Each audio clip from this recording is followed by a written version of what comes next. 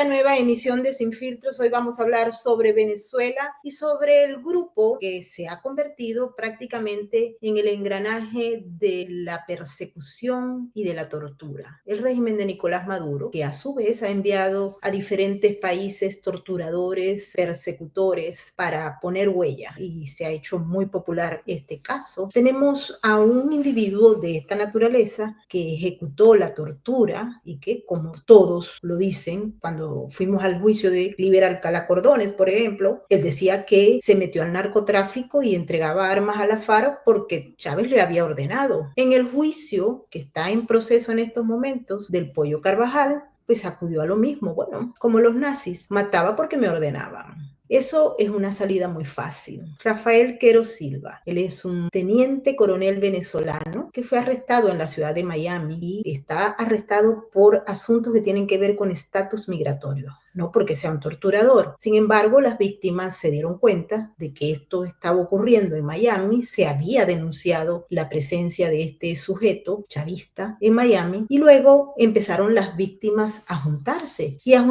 con el ánimo de informar a las autoridades de los Estados Unidos las atrocidades que este sujeto había cometido. Hoy vamos a conversar con dos personas que están detrás de este caso y que nos van a dar detalles de cómo va el asunto en los tribunales del estado de la Florida. Ellos están constituidos en una fundación, Fundapaz, que se creó en Barquisimeto, y en estos momentos están actuando para ir tras las garras de este militar torturador que disfrutó de los beneficios del imperialismo, de ese que tanto odia la revolución. Antes de darle la bienvenida, quiero saludar a todos aquellos que se están uniendo a nuestras diversas plataformas, a nuestros amigos de España. Muchísimas gracias por estarnos escuchando a través de nuestros podcasts, e igualmente a todos aquellos que forman parte de nuestro canal de Sin Filtros y Sin Censura, tanto en YouTube como en Rumble y en todas nuestras plataformas. Bienvenidos todos, y les saludamos especialmente a aquellos amigos que forman parte también de nuestra cuenta de patreon.com/Venezuela Política Realidades Sin Filtros. Si ustedes todavía no se han unido a nuestra plataforma o a nuestro canal, háganlo, y es muy sencillo. Activen la campanita de las notificaciones y denle join a ese botón rojo que consiguen en la descripción de este video. Bienvenidos ahora sí nuestros invitados del día de hoy, Andrés Colmenares y Eisles Vázquez. Muchísimas gracias por estar con nosotros. Gracias a ti, Maybur, por esta oportunidad, y bueno, la descripción que has hecho de Rafael Quero Silva es tal cual perfecta. Sí, Andrés, quiero que nos comentes qué es lo que están haciendo en estos momentos. Este sujeto está preso por razones de carácter de violación de la ley de inmigración. Hay muchos casos como el de él. Ahora no sabían las autoridades, él estaba bajo investigación, pero no había, al parecer, una conexión entre una agencia y otra. Suele ocurrir y ha pasado en múltiples ocasiones, pero explícanos qué es lo que está ocurriendo en estos momentos. Adelante. Desde el año 2019, un agente federal que se comunicó con nosotros, se le lleva una investigación por parte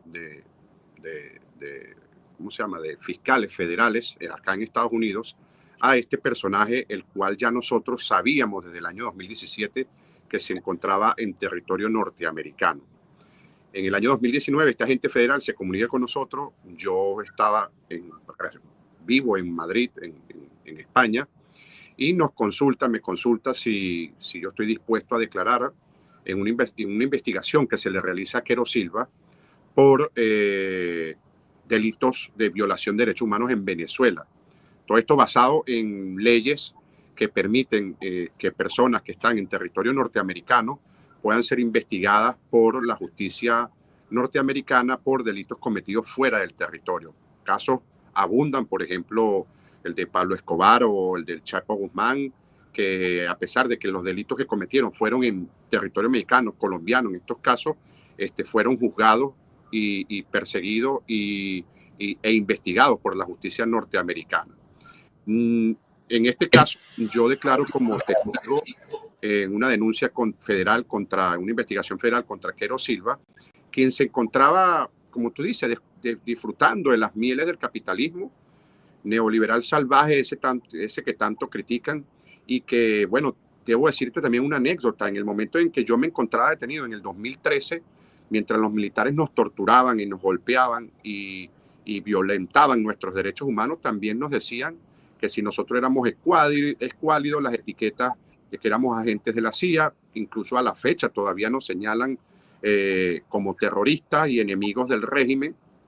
Este personaje se vino a Estados Unidos y lo identificaron a través de una novela norteamericana en Miami, que participaba como extra, exactamente. Entonces, a partir de ahí comenzó este proceso de investigación hasta que en el año 2025, en un proceso migratorio, en una redada migratoria, lo detienen, lo investigan y cuando meten su ID en el sistema de migración se dan cuenta que este personaje no es cualquier persona, sino que está siendo investigado por un fiscal federal. Entonces ahí se vuelven a comunicar con nosotros.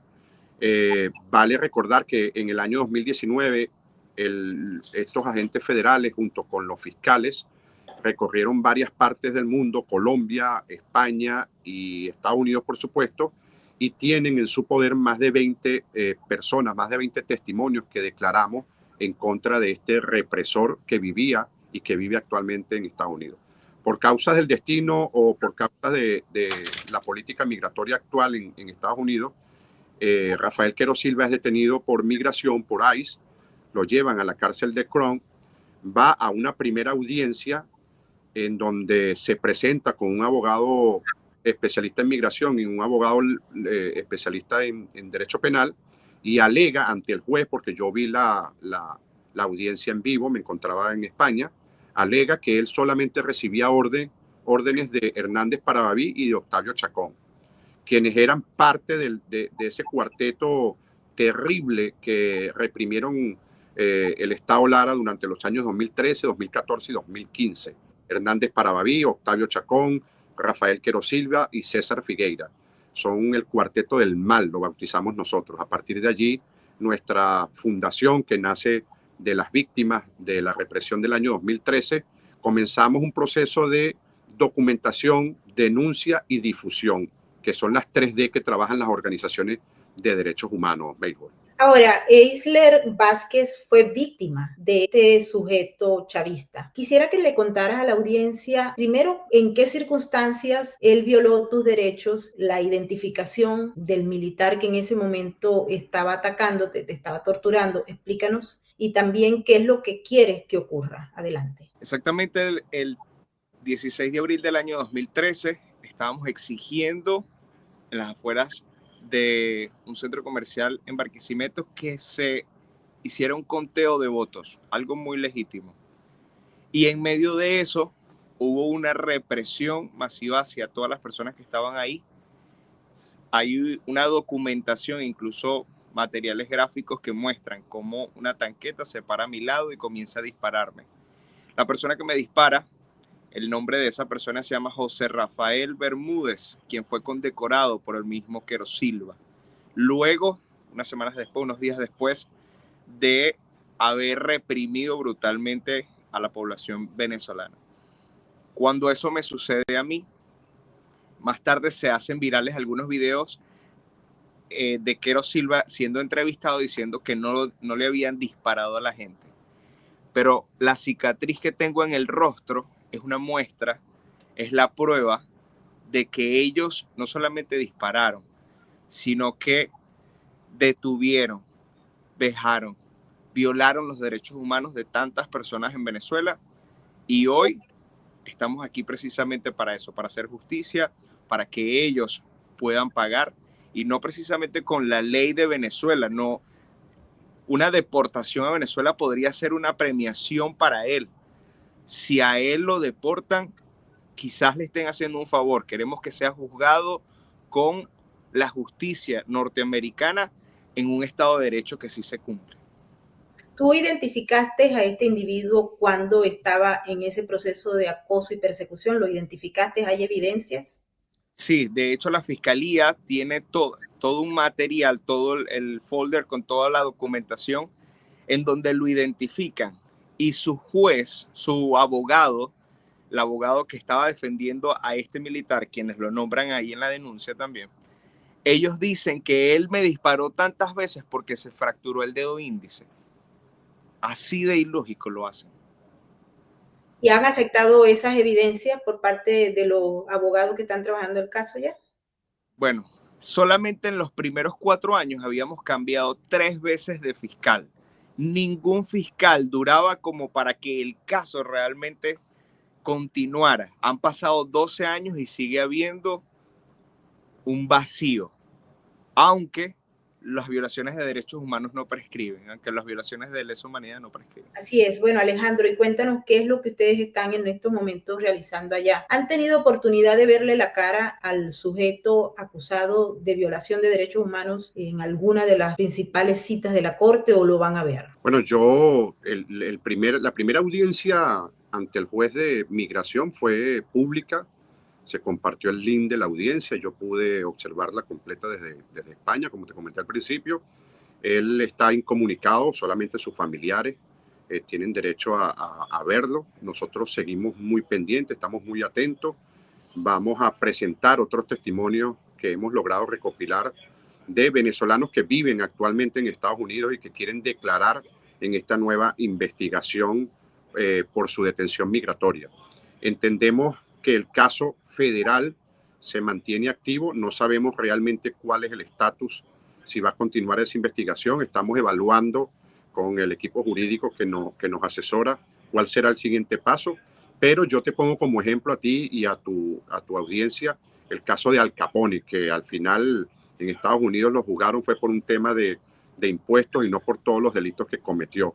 Nosotros creemos que este personaje representa un peligro para la sociedad norteamericana y representa un peligro incluso para nuestras vidas, quienes hemos decidido públicamente desde el año 2013 denunciarlo no solamente a él, sino a todos los militares que han ordenado, porque si bien es cierto, este militar no nos disparó directamente, no nos tocó directamente.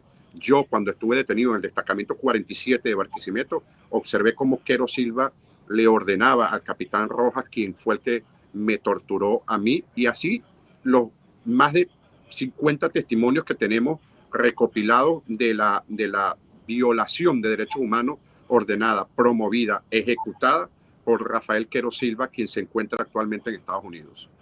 ¿Por qué te pegaba? ¿Por qué te torturaban los militares? Mira, yo trabajaba en la industria privada en Venezuela, salí el 15 y 16 de abril del año 2013 a exigirle al CNE un reconteo de votos. En aquel momento fueron las primeras elecciones del dictador, de Nicolás Maduro, contra Capriles Radonsky. Entendíamos que nos habían robado las elecciones. Tenemos que recordar aquella figura maquiavélica bajando por las escaleras del CNE, que en la madrugada, como actúan ellos en la sombra, en la oscuridad, lo declaraba ganador sí porque sí. Entonces se repetía lo que lamentablemente hemos visto posteriormente en las últimas elecciones, donde desconocen el resultado electoral de Edmundo González y el triunfo arrollador de la oposición venezolana. Salimos a protestar el 15 y 16 de abril. El 16 de abril el capitán Rojas me doblegó en una manifestación pacífica, me llevó hasta el destacamento 47, ahí yo sufrí tortura y sufrí vejámenes, me quitaron el teléfono celular, me impidieron incluso comunicarme con el abogado y durante 7, 8 horas estuve incomunicado, en una desaparición forzada. A partir de ahí yo visualicé cómo a personas muy jóvenes, Hitler tenía apenas 19 años, era su primera elección presidencial y su primera protesta como ciudadano ya mayor de edad, y míralo cómo lo trataron. Ahí yo vi cómo a los chicos los desnudaban, los mandaban a pujar, a brincar, les metían corriente, y aprendí lo que es el golpe del chivo, que es la tortura típica de los torturadores, de los represores, y es que con el puño cerrado, con el casco, te dan en la nuca de manera tal de que no te quede la marca y de manera tal de condicionar tu voluntad, de quebrar tu voluntad, que en aquel momento fue lo que hicieron conmigo. A partir de ahí yo me vi bajo la bota militar y lamentablemente mi hija, algunos años después, en el 2017, con 17 años, se vio en una protesta en Caracas, era estudiante de Derechos Humanos, y es una foto que le dio la vuelta al mundo, que es una chica en el distribuidor Altamira, donde unos militares la persiguen, la tiran contra el suelo, y se ve gráficamente como uno de ellos en una motocicleta de la Guardia Nacional Bolivariana coloca la bota sobre su espalda. Entonces, es una lucha que se hace no solamente por lo que me sucedió a mí, sino por lo que yo vi incluso dentro del destacamento del terror en Barquisimeto, Melbourne. Einsler, dime una cosa, en función de lo que te ocurrió, tú saliste del país, estás en el exilio. Ahora, en el marco de todo esto que se ha hecho y se ha puesto en el ojo público, como por ejemplo el tema que tiene que ver con la violación reiterada de derechos humanos y delitos de lesa humanidad que ha sido vista en varios organismos internacionales, efectivamente no ha ocurrido nada, pero en el fondo pues se mostró por muchos casos con evidencias de que el régimen tortura, que el régimen también utiliza todos los mecanismos de tortura y de persecución que se han usado en muchos regímenes, pero Maduro está en el poder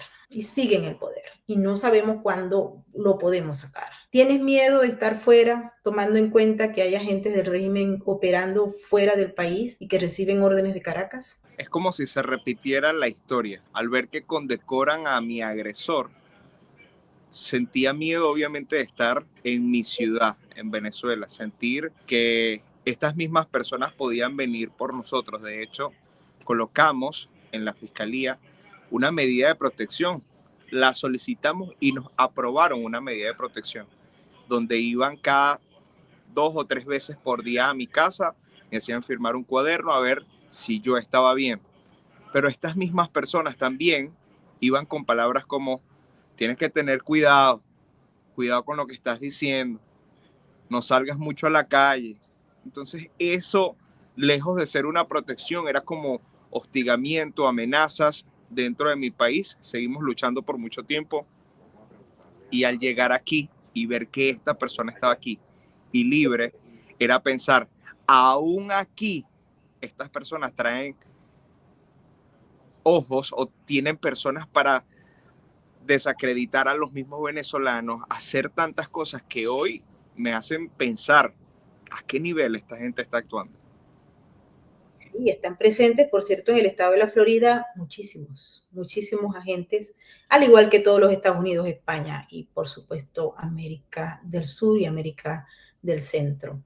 Sé que están ocupados en otras gestiones, pero quisiera que le mandaran un mensaje a todos aquellos venezolanos que han sido víctimas de estos criminales, pero adicionalmente a ello, si ustedes tuviesen la oportunidad de enviarle un mensaje al gobierno de los Estados Unidos para que abra una causa criminal, porque recuerden, esto que está ocurriendo en el estado de la Florida es un asunto que tiene que ver con tribunales de inmigración, no es criminal. ¿Qué le dirían?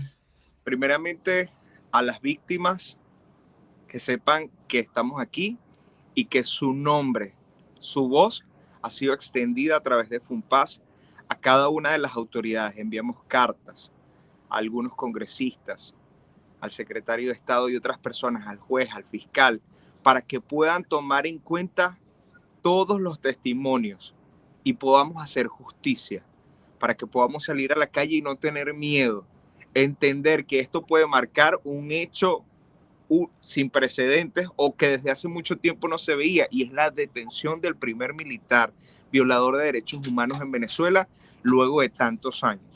Entonces, este mensaje puede acercarse también a las víctimas, a los venezolanos, a los militares, decirles que sí va a llegar la justicia en algún momento si ellos no se ponen del lado correcto de los venezolanos, y por supuesto al pueblo americano que de alguna manera está haciendo justicia, que escuche la voz de las víctimas. Alejandro. Sí, nosotros realmente no tenemos claro qué va a pasar con este criminal. Lo que podemos decir es que estamos haciendo lo que está en nuestras manos, que es levantar la voz, llevar esta situación y, como comentaba Eisler, solicitar simplemente que se cumpla la justicia, que se cumplan los derechos, y sabemos que el gobierno norteamericano, que es un país grande, noble y donde existe este Estado de Derecho, es donde podemos conseguir la justicia, que lamentablemente en Venezuela, producto del secuestro que existe de todos los poderes públicos, va a ser imposible hasta que no caiga la tiranía. Muchísimas gracias a ambos por haber estado con nosotros en Sin Filtros y éxito en ese caso, que nosotros vamos a seguir empujando a través de todas las vías porque se tiene que hacer justicia y este individuo debe ser llevado a la corte criminal. Mil gracias. Gracias. Quiero agradecerle a toda la gente que nos ha visto en esta emisión. Muchísimas gracias a todos nuestros maravillosos moderadores por estar allí presentes y trabajar día a día para que nuestros contenidos sean más visibles. Recuerden que estamos luchando con un enemigo que no quiere que las voces disidentes al relato que se quiere imponer hablen, pero nosotros seguimos y seguimos buscándolo a través de todas las vías y siempre con la invitación a ustedes para que utilicen el sentido común y el pensamiento crítico. Esa es la clave. No se dejen dominar. Muchísimas gracias a todos nuestros patrocinantes. Si ustedes todavía no forman parte de nuestra cuenta de patreon.com/Venezuela Política, Realidades Sin Filtros, háganlo. No nos dejen y con ello podremos crear muchísimos más contenidos para ustedes. Ahora nos vamos con el mensaje de la RAC, porque recuerden que juntos salvamos vidas. Chao, chao. Su mirada no conoce de estadísticas. Aún así, millones de ellos padecen una cruda realidad. Su lealtad es inquebrantable, aunque no haya nadie con quien compartirla. La diferencia la haces tú. Adopta, esteriliza, colabora. Red de Apoyo Canino.